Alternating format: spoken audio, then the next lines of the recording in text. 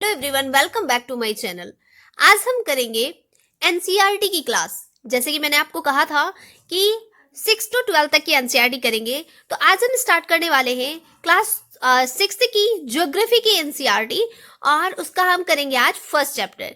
तो अगर आप चैनल पे न्यू हैं तो चैनल को कर ले सब्सक्राइब, क्योंकि यहाँ पे हैंड रिटन नोट्स के साथ इसी तरीके से पूरी एनसीईआरटी की क्लास कंप्लीट की जाएंगी। और वीडियो की कंटेंट अगर आपको अच्छा लगे तो आप लाइक जरूर करें और अपने फ्रेंड्स से भी शेयर करिए ताकि उनको भी इनका फायदा हो सके। तो चलिए स्टार्ट करते हैं। तो क्या है फर्स्ट नंबर में? तो the earth in the solar system. Solar system में अर्थ के बारे में एवरीथिंग आप यहाँ पढ़ोगे। तो स्टैंडर्ड के हिसाब से जो जो चीजें इसमें है वो ऐसे हम कवर करते जाएंगे। तो चलिए फर्स्ट इसमें क्या है कि आपको कुछ टर्म्स को याद रखना है। अब जैसे देखिए क्या है कि celestial bodies. Celestial bodies means, अब देखिए आपने स्काई तो देखा होगा। स्काई में आपने डे में, नाइट में क्या क्या देखा है? आपने स्काई में देखा होगा सन, नाइट में डे में देखा होगा सन, नाइट में देखा होगा मून, स्टार्स देखा होगा। तो ये सारी चीजें क्या है? ये सारी सेलेस्टियल बॉडीज है। The sun, moon, all those objects shining in the sky includes in celestial bodies.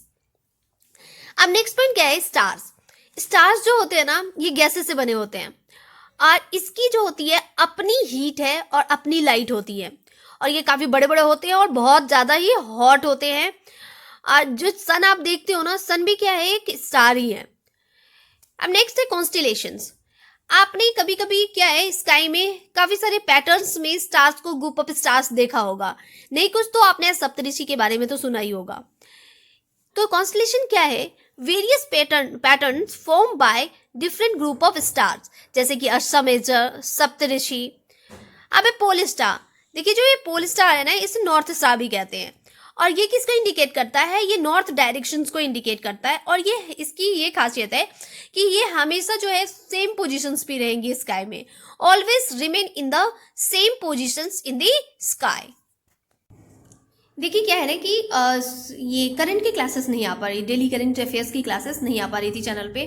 देखिए आप सबको मैंने पहले ही कहा था कि थोड़ी तबीयत की इशू चल रही है मेरी, तो तबीयत बहुत ज़्यादा ख़राब हो गई थी, जिस वजह से मैं बिल्कुल भी हालत में नहीं थी कि करंट अफेयर्स की क्लासेस को लेकर आ पाऊँ।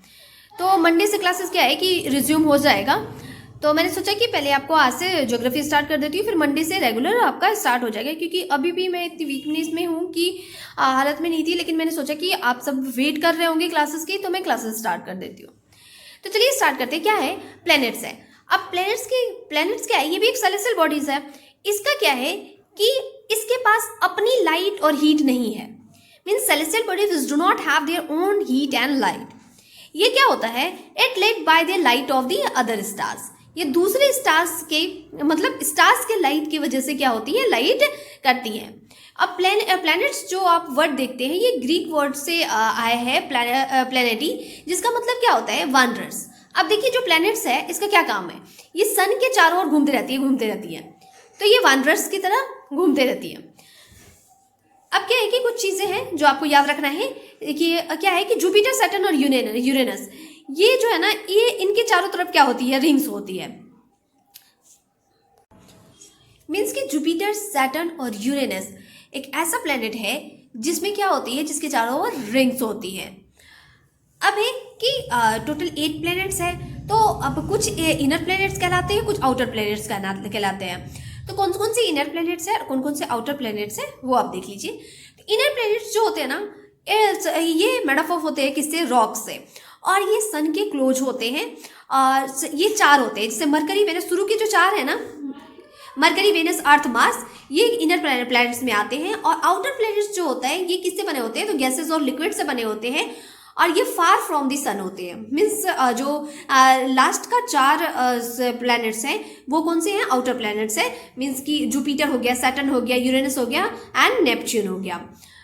अब क्या है? Solar system. अब देखिए सोलर सिस्टम में क्या क्या चीज इंक्लूड होता है।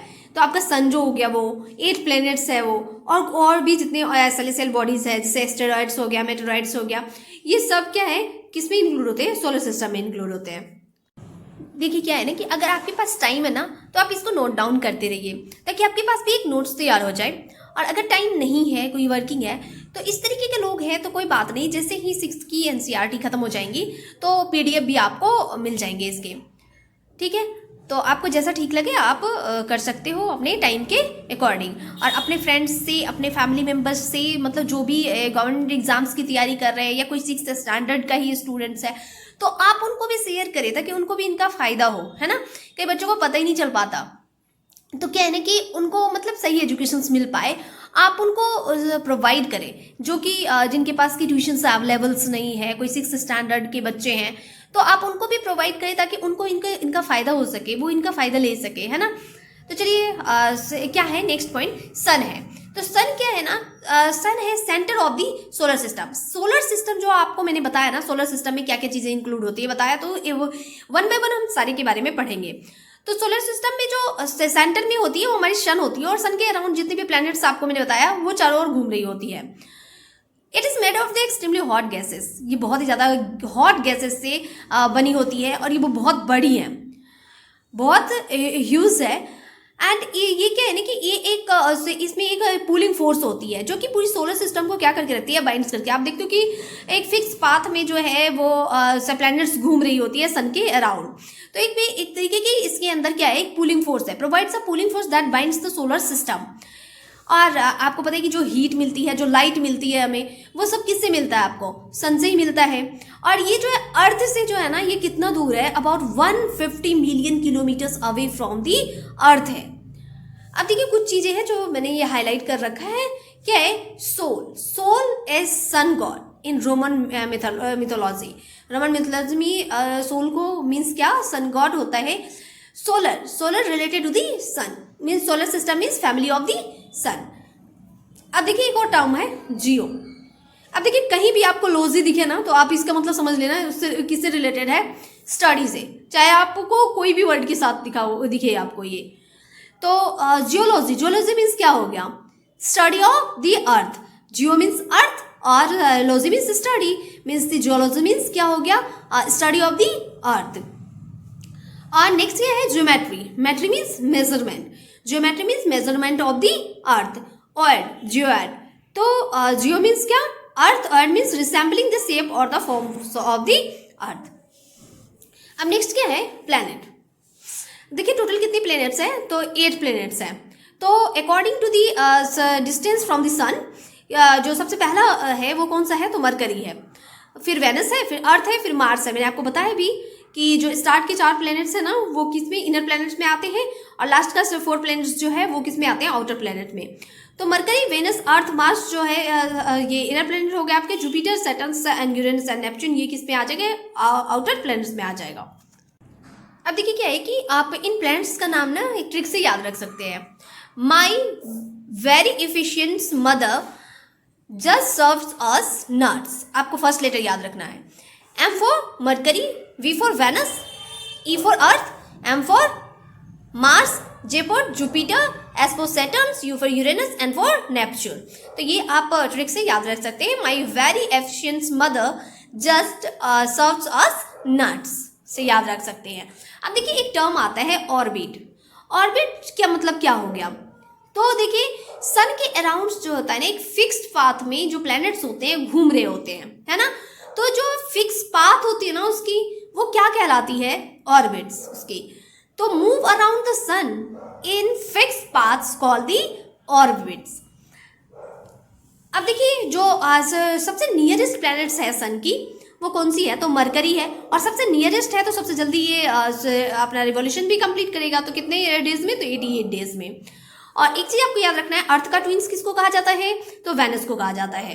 क्यों, तो it's size and shape are very much similar to the earth, क्योंकि इसकी जो साइज है, इसकी जो शेप है, वो बहुत ही ज्यादा सिमिलर है किससे, अर्थ से, इसलिए। अब देखिए क्या है ना कि प्लूटो के बारे में आपने सुना होगा, मतलब 9th प्लैनेट। तो क्या है ना कि इसको बताया गया था 9th प्लैनेट, लेकिन क्या हुआ, अगस्त 2006 में इंटरनेशनल एस्ट्रोनॉमिकल यूनिट से रिसर्च के बाद पता चला कि ये क्या है, एक ड्वार्फ प्लैनेट की कैटेगरीज में इसको रखा गया। और एक और है सेरेस 2003 में UV 313 को ड्वार्फ प्लैनेट में रखा गया। चलिए इसी के साथ ये क्लास हो जाता है एंड नेक्स्ट क्लासेस में हम आगे इस चैप्टर का आगे करते हैं, ठीक है। तो नेक्स्ट क्लास में आपका ये कंप्लीट हो जाएगा। तो अगर आप चैनल पे न्यू है तो चैनल को कर ले सब्सक्राइब और अपने फ्रेंड्स से भी शेयर करें, क्योंकि यहाँ पे एनसीईआरटी की पूरी क्लासेस होगी। तो आपको पता है कि अगर आपको एनसीईआरटी क्लियर हो गया तो बेस पूरी तरीके से आपका क्लियर, फिर स्टैंडर्ड बुक्स में आपको कोई प्रॉब्लम नहीं आएंगी। तो चलिए नेक्स्ट क्लास करते हैं कल, तब तक के लिए बाय बाय, टेक केयर। और करंट अफेयर्स की क्लासेस भी रिज्यूम हो जाएंगी मंडे से।